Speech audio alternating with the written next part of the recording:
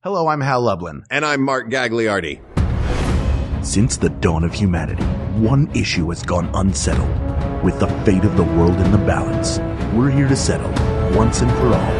Iced tea, lemonade, or Arnold Palmer? That's right. Don't worry, everyone. We got this. Podcast should have a theme song. Podcast should not have a theme song. Yes, they should. No, they shouldn't. They sound good. Yeah, but people are just going to skip past it. You know what? You're right. We got this. I don't know what Arnold Palmer sounds like. Arnold Palmer. No, Arnold it's Charles Palmer. Bronson. Hey, Arnold Palmer. Arnold Palmer. Hey. Hey, Ma, can I have a cookie? No dice. This ain't over. I'm going to patrol the streets with iced tea, lemonade, and Arnold Palmer's. Now I'm in Los Angeles.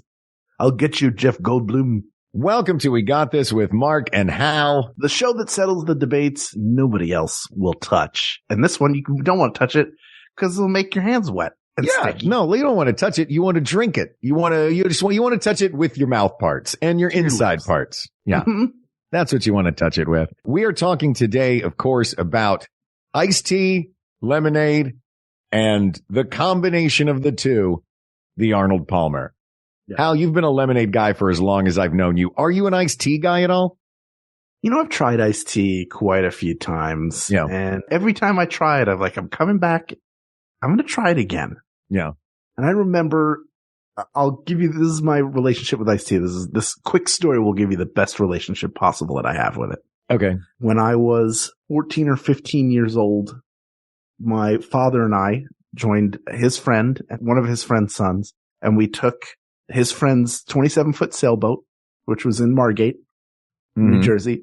And then we sailed it around to, I believe, Delaware, wherever it would be dry dock for the winter months. So it was the season's end, and it was like no wind for the sailboats. We were barely moving, green flies everywhere. It was still great, great fun. I'm just picturing you sitting out with a sailboat with no wind and just going, well, this is hot.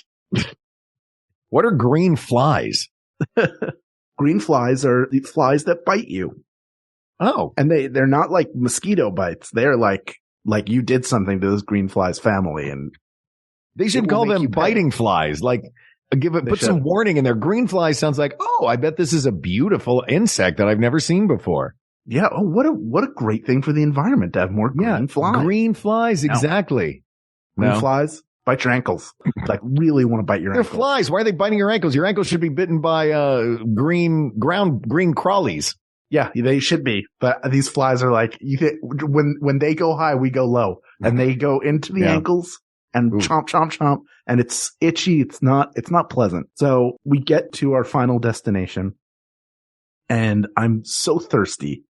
Just because it had been a hot day, like we still stopped places. Like, I didn't go 3 days without drinking, but I was so thirsty. The only thing I could get was a bottle of Lipton iced tea.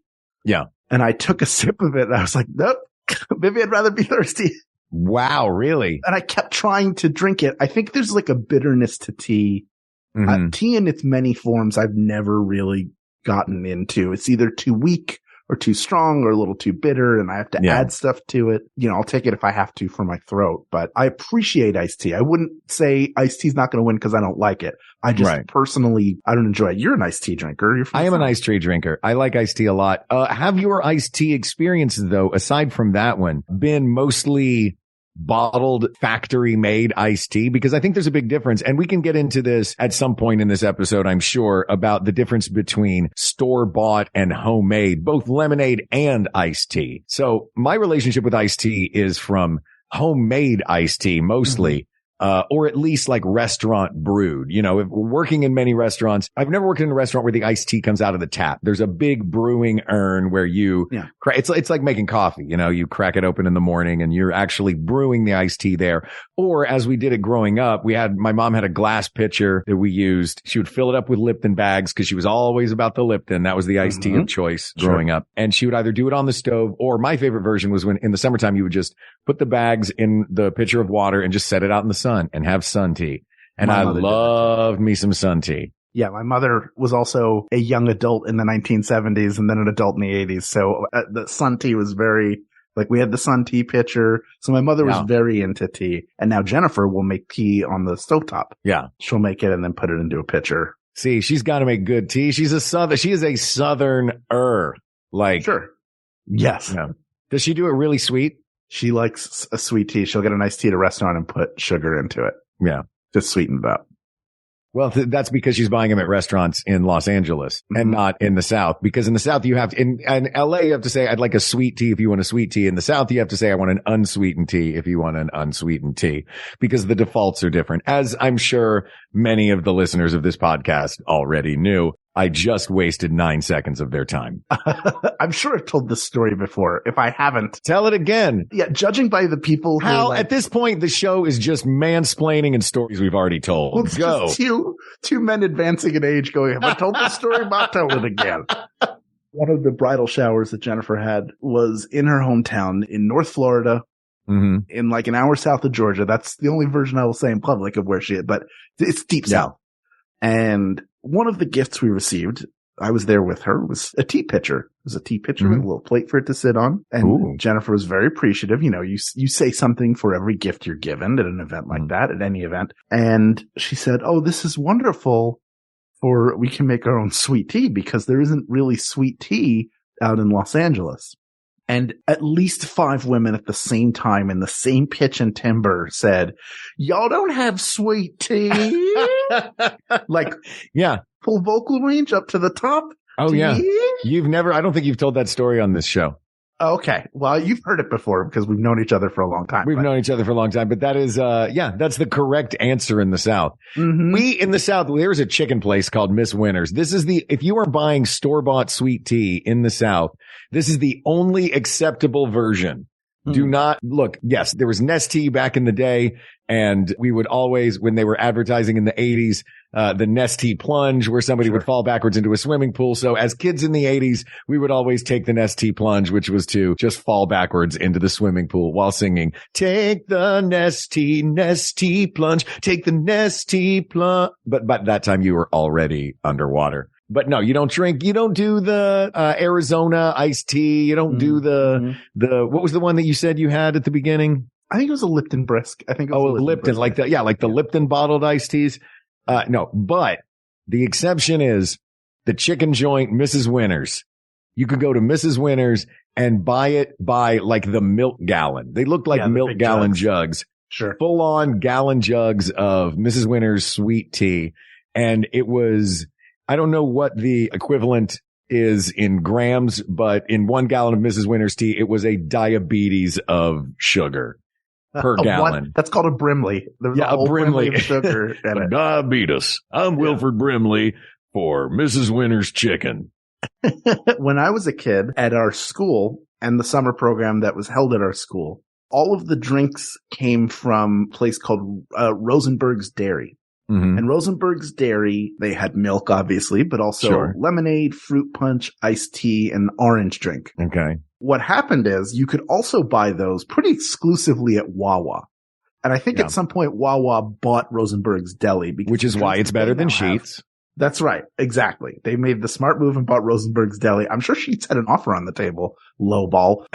But now when you go to Wawa, any chance out, any opportunity. When you get that orange drink, and I'll get it when I go back, and the lemonade too, but that orange drink, when I drink it, I'm like, this is Rosenberg's. I remember this exact, like the too much sugar, but not too much sugar. Yeah. Every flavor of it is like, I've been drinking this since I was really little. Yeah. So it comes right back. But that was the iced tea that we had. So I know I've had that as well. And it was always like later on when you were a counselor, you would do snack time and you would have a half gallon, one of the skinny jugs, and it would be iced tea and it would be lemonade, and the kids would choose and you would pour them. And some kids wanted the Arnold Palmer, which of course is named after the golfer who was the person who would ask for it in the first place. That was always how he liked his drinks, especially after a round of golf. Yeah. So I do have iced tea experience. I personally prefer lemonade in almost any form. Right. I do think that can be way too sweet. I think that's the biggest mistake people make with lemonade is they make it so sweet that you lose anything that would let you identify it as lemon at some point. Yeah. It just becomes sugar water. You might as well just have Kool-Aid. I think you said just now that you would like lemonade in any form, pretty much. But I can tell you this, Hal Lublin, I don't think you would like lemonade in its original form. Yes, cue the music. Let's go to a clip for the history time moment of the show. So lemonade was originally created there's a specific date that lemonade was born, and it is August 20th, 1630 in Paris. Oh, this is going to be terrible. It's not going to be terrible. There's only going to be one thing about it that you will not like. Cilantro? Nope. Close. Yeah, it's got cilantro in it. It tastes like soap. It tastes like dish soap. No, not close at all. According to the Compagnie des Limonadiers, because it began in Paris, August 20th, 1630, and it was became so popular that the vendors incorporated and formed a union with that company name. But the original, and they'd strap big tanks of lemonade to their backs, and sell it as street vendors. Like drink Ghostbusters.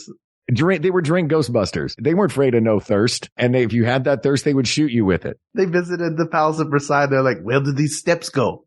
They go up. Sorry, go ahead. It was made with lemon juice. Great. Honey. Delightful. Sure. And sparkling water. Yeah. And that's where we lost Hal, because he doesn't like the bubbles.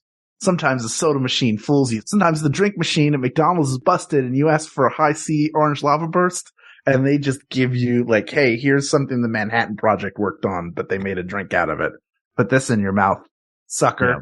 By the way, your dad bought this McDonald's. He made us do this. Now, that story you have told on the show before, yes, of the time that your dad tricked you into drinking carbonation. You're still unpacking that. Yeah. I'm going to punish him for it until the end of time. Pretty great. But yeah, so that was when lemonade was originally invented as a carbonated drink and made perfect by Johann Schwepp shortly thereafter.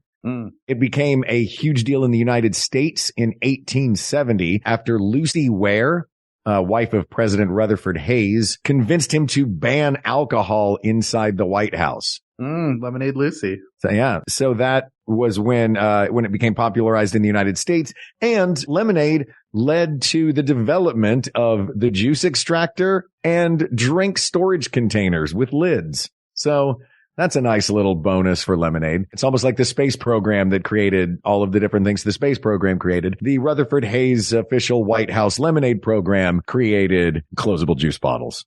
Yeah, I mean, I'm sure iced tea has a much deeper history because it does not. Really? What? Iced tea does not. When was ice available? Would you want to drink iced tea in the middle of winter? Ice was invented in 1629, right before lemonade. They were like, what if we made tea out of this? And then it was iced tea. It wasn't iced tea. They didn't figure out, we could just make tea and cool it. And so it was just this chunky, muddy drink. Gross. That then turned into a liquid, but it hadn't really been like made properly. So that led to the colander because you have to put a colander over it to drink out of it. So you're not the only one who knows history, Mark. I know a lot of facts about food. It's impressive, Hal. I gotta say, you've done a little homework for an episode. Mm-hmm. No, the first version of iced tea, once ice was in any way readily available, was not made with black tea as it is now, made with green tea. The magazine Housekeeping in Old Virginia published a recipe in 1879 by Marion Cabell Tyree. But lest you think that iced tea is only a Southern drink, 5 years later in 1884, Mary Lincoln, not that Mary Lincoln, the head of the Boston Cooking School, printed her recipe for iced tea. And yes, both of these versions were sweetened iced tea. They each had 2 teaspoonfuls of sugar per glass of tea. Seems like very little considering now that a can of Coke or a bottle of Coke has 25 teaspoons of sugar in it? Something crazy like that? Yeah.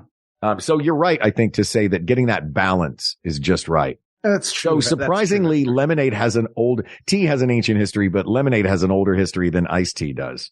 Because of the fact that ice wasn't really something that was widely available. Yeah. Until Doc Brown went back in time and invented that big machine to make one ice cube. Yeah. Thank God for the DeLorean. And now we all have iced tea and iced lemonade. And he went back to 1630 and was like, what if you carbonate it? And Schwepp made a fortune. Of course, the last one of these to be invented was the Arnold Palmer, which came about in late 1960s when Arnold Palmer was working on a place in Palm Springs, working on a golf course in Palm Springs, and ordered a iced tea with lemonade as he had done at home many times.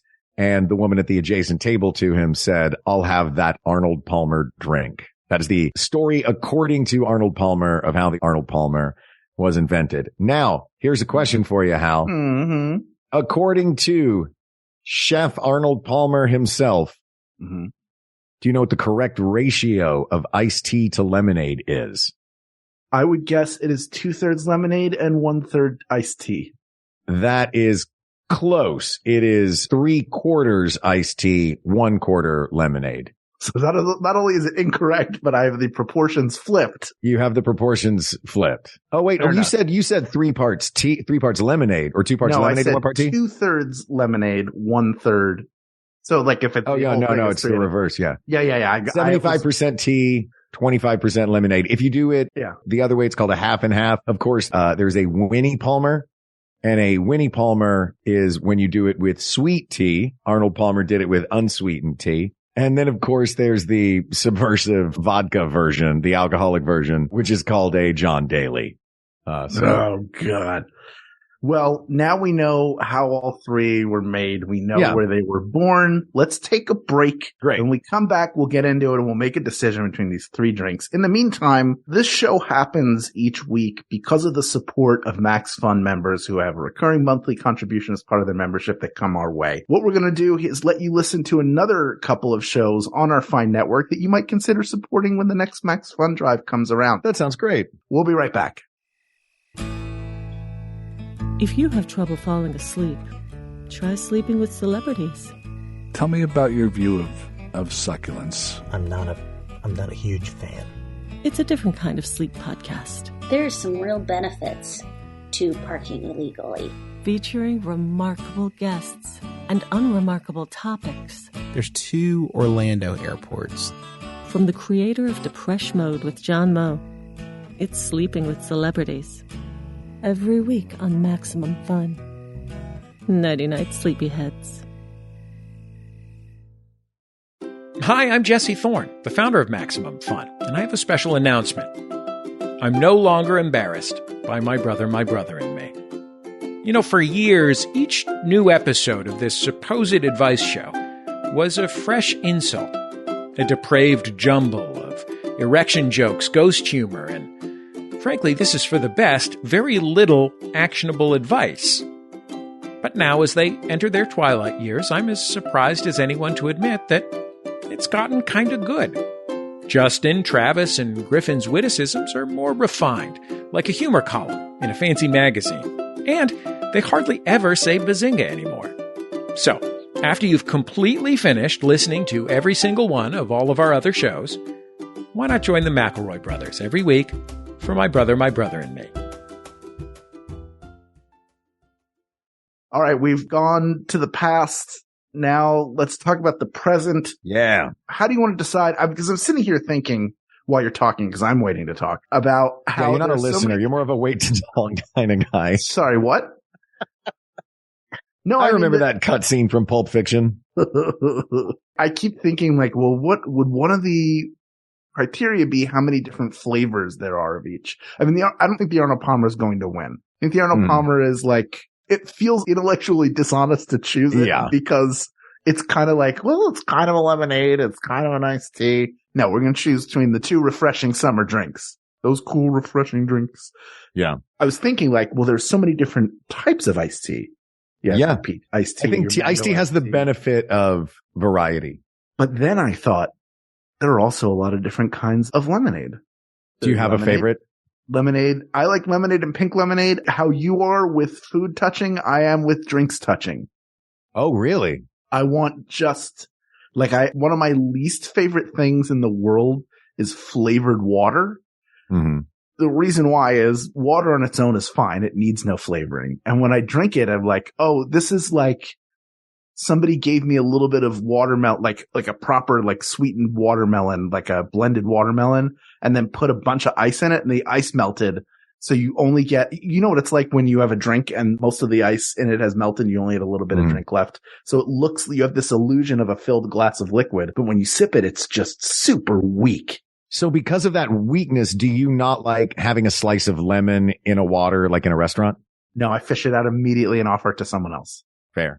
And I will ask, I'm usually pretty specific because I don't know if I'm at a new restaurant. I'm like, may I have a water with no lemon, please? So I don't want to waste a lemon wedge and put it on the table when somebody else could have it. Like that could be used somewhere. No. I also don't think when you get a glass of lemonade, it should have lemon in it. Hey, like actual lemons? Yeah, the lemon should be squeezed into the drink. I don't need I don't want my ice cream with a shot glass of milk on the side. Like I know where it came from. I get it. Like I don't need that. Fair. Okay. Or a steak with a calf. Well, you're not really an iced tea drinker, but I like an iced tea with a little bit of lemon in it. I won't do the whole wedge. I'll do a little bit, just a few drops to give it a little flavor. I don't like my iced tea to be too lemony, but so I see where you're coming from with that. But I understand also like lemon and iced tea. Part of the reason why somebody would even suggest this topic is that the two of them go so well together. Yeah. That to say, give me 3/4 of a glass of iced tea and then 1/4 of a glass of lemonade gives you a nice sweet drink. It gives you, instead of squeezing the lemon in, it's like you've taken a purer form of it, a pure form of the drink that lemons give us and added that to your iced tea. So it feels like a tincture that you're like adding that. If we're like an Arnold Palmer is basically an iced tea with a little bit of the homework of the squeezing a lemon into it already done. Yes. You know? Now, we've talked a lot about iced tea as a refresher. I feel like we haven't talked about lemonade as a drink. Yeah. What I love about it, whether it's homemade all the way up to the most processed version, which I don't prefer as much, although I'll get a lemonade, like a Minute Maid lemonade from a drink machine, which is sugary kind of lemon flavored water. I would prefer a carton of it that still has the pulp in it. Yeah. Oh, you like a pulpy lemonade? I do like a pulpy lemonade. I hate a pulpy orange juice. Love a pulpy lemonade. I love a pulpy orange juice. I don't know that I've ever had a pulpy lemonade before. It's not homemade. Right. Yeah. But I prefer a homemade lemonade. Yeah. If it's made properly, it's very good. The problem, like a lot of the reason why I like a Minute Maid is I know consistently what it's going to taste like whenever I get it at a restaurant. When they have their homemade lemonade, it's going to be, there's some trick to it that they add. It's either too weak or too acidic. Like it's really hard to get the balance right. I think we like a different balance ratio though. I think we like a different ratio of water to lemon. I prefer a pretty weak lemonade. Like Minute Maid lemonade to me tastes like I'm drinking a melted popsicle. Like it is too much, way too much. Yeah, in fact, I got a Minute Maid lemonade. I would get, there, you have the Arnold Palmer. The Mark Gagliardi is, half lemonade, half water. Half Minute Maid, half water. For that, I think it makes total sense. If the syrup is off, maybe more than any other drink, you notice it. It's jarring. Really bad. Yeah. I've had that too, where I take a drink. I'm like, no, that's too much. Well, that's what that version of citrus is. Lemonade, limeade, like all the others. It's like, hey, you want an orange juice? You want a grapefruit juice? You want a glass of lemon juice? Oh, a glass of lemon juice sounds like a lot. You know what? You want a glass of lemonade? Like if it's too strong, you make an aid instead of a juice. But when it's hot, when we moved into our place, which is out in the part of Los Angeles where it's very hot in the summer, like we're throwing triple digits up on the reg to come inside from being out. Like if I go for a walk, which like I walk out, I'm like, this is great. I'm going to walk down the street. Then on the way back, I'm like melting into the pavement as I slog forward. But when I got in, to have a cup of lemonade is so refreshing because you get a little hydration, you get some sweetness, you get a little bit of that kick, that tartness, that it's just like all around really refreshing. Mm-hmm. I like that or a water. Like those are the two things I want when I come in. Of the many things that I drink, like if I'm coming in from the heat, that is what I want. Cause I know the way that lemonade in particular will hit is really nice because it just activates so many different taste receptors and it's quenching your thirst. I do like the sweet and sour of lemonade. But again, I like it really mild. I like my lemonade really mild. For me, it's I'm an iced tea guy, more so, generally speaking, but I'm also an unsweetened iced tea guy. And I'm an unsweetened iced tea guy who likes variety within the iced tea. You know what I mean? Like I like a hibiscus iced tea or dragon fruit iced tea. Some of the ones, like the unsweetened ones, but they still have some flavor to them. You know what I'm talking about? But I also like just a regular iced tea with no sugar in it. You like any iced tea you would get at a Burke Williams pre-massage. Yes. Oh, yeah. Give me that sweet, unsweetened Burke Williams. Yeah. I'm about to get my shoulders rubbed for an hour. And don't you put those cucumbers in there. Hal told me he does not like fruit invading his water. You give me those cucumbers and you put them on my eyes. Oh, God. Cucumber and mint and water. Oh, I love it. I really actually love it. But we've established you like weaker flavored drinks, which is, I'm a LaCroix guy too. Yeah. Which is good. That all has its place. But for me, I drink it like, what are we trying to accomplish here? Are we trying to make water refreshing? It already is. And there are people I know who don't like I can't drink plain water. It's gotta have flavor. I'm like, come on. Maybe you haven't had the right, what are you drinking? Dasani or Aquafina? That's bad. That's bad. You could put 10 different waters in front of me. I would not be able to tell them apart. Oh, I would know. I would know some of them. See, but I don't know if I liked it.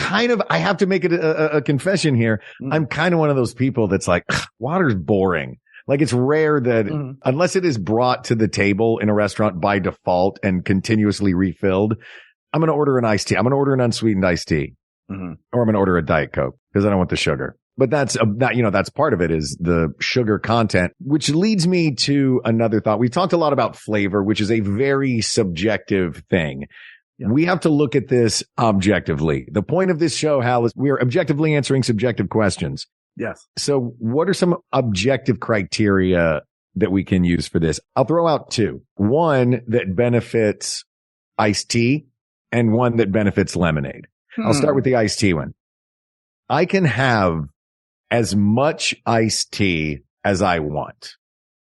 Because if I'm drinking not sweet tea, we're not going to the South and getting sweet tea. I'm talking I can have as much just brewed iced tea, unsweetened as I want because there's no sugar in it. Yes. Lemonade, I can't sit down and drink 4 glasses of lemonade or it'll be like drinking Mrs. Winter's sweet tea. You know, I'll be bouncing off the walls. I won't be able to go to sleep or I'll sugar crash at some point. Unless it's a zero sugar.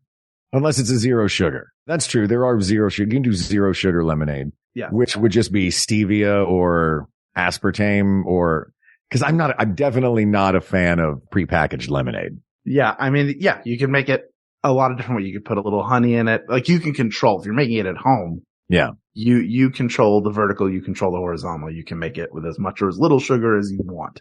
Yeah. So that one in particular, along with little agave. I do like a little agave. You know what I like agave nectar on? Pancakes. Sure. Yeah. I like it. I think I like it better than maple syrup. As weird as that sounds. For a brief time, it was like, it's like a midlife crisis of eating where you're like, I think I like agave now. That's the midlife crisis of eating. Agave. But then you wake up and go like, oh, I'm going to go back to my wife and get rid of this Porsche. You know what I mean? Like it's still not as, wherever you're wandering to. Yeah. For agave, you're going to come back to maple syrup because maybe that's what it is. Maybe I'm liking agave right now because I'm having my midlife crisis. Yeah. That could be what it is. That could be it. Wow. What a breakthrough. It's like a midlife crisis because you can go through it at any time. Sure. It's not the halfway point of your life, but it's the same concept of like, this feels so new and fresh. Like, I'm the person who puts agave on their pancakes. Yeah. I'm getting a Miata. But then the next time you have like good maple syrup on there, you'll go, oh, this is way better. Here's the thing though, Hal. I like garbage maple syrup. I've discovered this about myself. Fine too. I've tried good maple syrup. I have in my fridge because I bought it for, probably for company, like the good grade B dark maple syrup that's like from Canada, like official, like real. No, you know what? Give me some Aunt Jemima Butter Light. Yeah. Or Log Cabin, a good Log Cabin. Yeah. I like the fake butter flavor. Oh yeah. That's not maple syrup. That's just corn syrup with garbage in it. And it's great. Plastic squeezing bottles. Yeah. Those are perfectly good. Also, whatever they use at IHOP, whatever's in that container you can barely open anymore. Yeah. Is like, it's never, but this is where our difference comes in because I'm like, there's not enough syrup here. You could bring I'm a thin layer. Yeah, you could bring me one of those giant paint buckets from Home Depot. I'll be like, you got another one of these just in case? Man, here's another thing that I'm thinking about lemonade right now. Maybe part of my slight but my preference for tea comes from the fact that, you remember like a decade ago when everybody was doing that dumb master cleanse?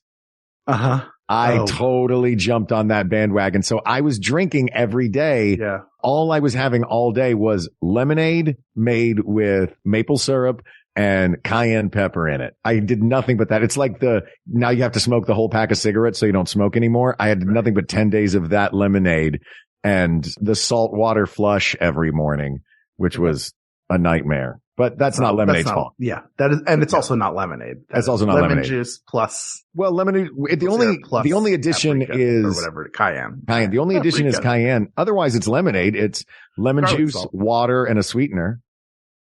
Yeah, but come on. Is it really though? No, I get it. It's nobody's going to go in a restaurant and order a master cleanse. They're trying to clean you out. Like when I went to get my colonoscopy and when I was getting ready for the prep, the doctor, it was not like there's a doctor I went to for this specific purpose. The doctor was like, it's important to be clean. I need you clean. You got to be clean. If you can't get clean, that is one of those things that flushes you out to the point that there's nothing left. And I still think I want to use that video as some sort of Zoom background. So we can broadcast from inside your butt. I never got to see it, but good news, everybody. It was clean. If you're over the age of 45, maybe get it done. Yeah. Just for the fun of it. Just for the fun of Diet Coke. I do have one more actually that I thought of objectively for iced tea. You mentioned the variety, but I do think there are as many varieties of iced tea as there are varieties of tea. So I think there's a slight edge in that one. But the one that I think lemonade gets the edge with, and this could be a big edge that has nothing to do with flavor or any of that. No little kid scratched his entrepreneurial itch at a young age with an iced tea stand. But many times growing up, I would try to do it. I never had customers. I did. I knew kids in the neighborhood that did it. You did it. It feels like an American rite of passage to have a lemonade stand. As an adult, I have visited my friends who their kids have had their lemonade stands, and it's very adorable to watch a little kid like make change and, the process of commerce. And a lemonade stand is one of those just delightful bits of, I don't know if it's Americana specifically, but it feels like Americana that I really enjoy. Drink of capitalism. Yeah. The official drink of juvenile capitalism. Sure. Yeah. I mean, look, it's hard to, when you say you're doing it objectively, you can't take in flavor. Like there's no flavor thing. You can't say it's too sweet because if you prefer homemade, you get to control exactly how it tastes. Yeah. I think that iced tea just feels like, a very adult, that's the grown-ups drink, and lemonade kind of takes you back a little bit. Lemonade to me feels more like picnics, barbecues in the summertime. There's a specific season for it. I mean, they're both sort of, preferential in warmer weather, but there's something culturally to lemonade that to me makes it feel a little more significant. Like iced tea is there, but lemonade is, you make it for your stands. It's part of the summertime to barbecue with lemonade and hot dogs and hamburgers. But the truth behind that also is like anywhere lemonade is, iced tea is lurking around the corner. Yeah. For the adults. Prefers that. Yeah. I would still put my vote for lemonade in this one. Also because you can have a pulpy lemonade, but you can't have a pulpy iced tea. Like you don't want the remnants of the tea in there, but like you can go super pulpy, you can go super sugary. There's so many different versions of it that exist. You put a little grape juice in there and make a pink lemonade. Yeah. Is that what makes a pink lemonade is grape juice? I know sometimes that's part of it. I thought it was cranberry. That's what gave it the pink. No, I thought it was pink lemons. They grind up a Care Bear and put it in there. Oh, nice. Right on. but one of the ones that's not on TV. There are a lot of them. You only see a few of them on TV. That's a whole, like, the clouds are really expansive. So there are a lot of bears. Oh, yeah. Well, they don't all get into the TV game. There's the Care Bears that do the Care Bears on Ice. There's the Care Bears that do the Care Bear National Tour. There's the Broadway Care Bears. It's not all just TV, guys. There's other jobs out there. Yeah. Cocaine Bear is a Care Bear. Mm-hmm. Yeah. His belly has a picture of a razor blade. When he does the Care Bear stare, a bunch of business ideas shoot out of his stomach. Care Bear stare. We should start a band. Yeah. It's a headband, but for your elbow. But it plays music. Do you know your jawbone can conduct sound? What if you just put your headphones on your jaw? Yeah. What if you wore like a face mask, but it plays music in there? Cocaine Bear. Hey, we're talking about sharing. Okay. I'm sharing great idea. Hey, no, not sharing great ideas. We're talking about sharing stuff with other people. And no, not that stuff. No, my heart feels like it's about to hibernate. All right. Yeah. You know what? I think you're right in this one because I think when, again, taking flavor aside from it and trying to look at it objectively, you know, the sentimentality that I carry within me. Sure. And it does feel like if I think about iced tea, I think about, oh yeah, I sit down in a restaurant and I order iced tea. Maybe it's so ubiquitous in my life. I have it so regularly. Lemonade feels more like a treat. Lemonade feels more like summertime. Lemonade is an evocative. If I think about lemonade, I don't just think of lemonade. I think about fireflies. I think about summertime grass. You know what I mean? Like, there are evocative things about it. But that said, I would like to, and it's rare that I will offer this up, but I would like to offer up a stipulation and a clarification and a narrowing in of our decision. I will say that in the battle between iced tea and lemonade, that the victor is homemade lemonade.